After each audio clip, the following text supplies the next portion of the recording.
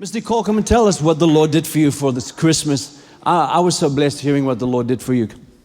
Okay, I'm a student here at RU. Good morning, River Church.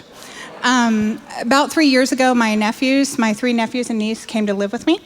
And every Christmas since they've come here, I've been proclaiming that we'd have a great Christmas. And since coming to the river, we have.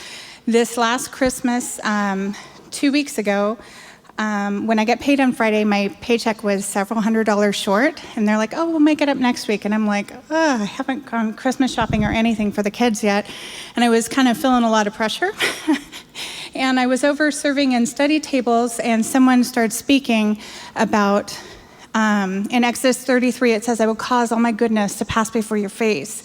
And Moses said, show me your glory. The glory is the goodness of God. And I had been proclaiming what Pastor Rodney said about he will crown this year with goodness.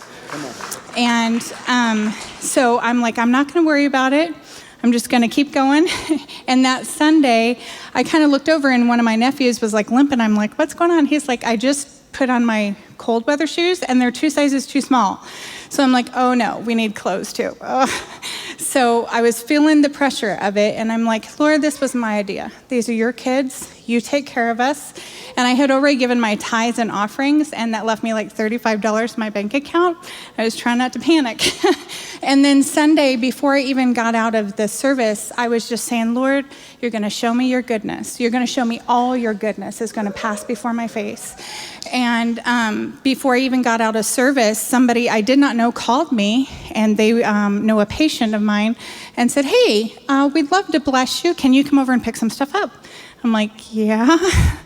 And I went over there, and she gave me these huge boxes of presents, a whole bunch of bags. Like, my car was full. My SUV was completely full of stuff. And yeah, praise God. And she said, we wanted to bless you. Do you have any other kids in the home? I said, I have my daughter who's an adult.